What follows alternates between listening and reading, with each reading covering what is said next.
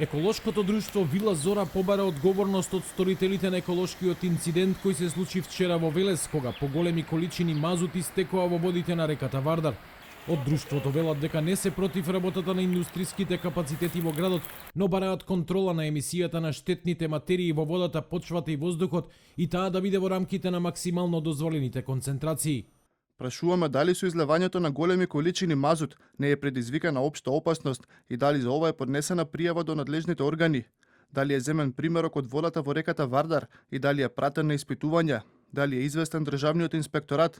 Реакцијата доаѓа од како вчера темни мрсни данки пливаа во водите на реката Вардар кај Велес, а општинските власти соопштија дека загатувањето е последица од хаваријата во Велешка маслодајна, која испуштила околу 1 тон мазут, од кој дел заврши во Вардар. Маслодајна се уште нема еколошка дозвола.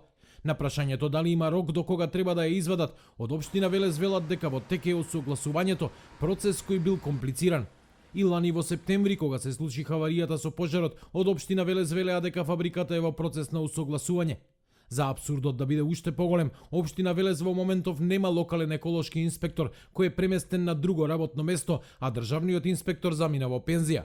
Затоа записникот еколошкиот инцидент нема. Од еколошкото друштво Вила Зора реагираат на тоа што Велес остана без еколошки инспектор.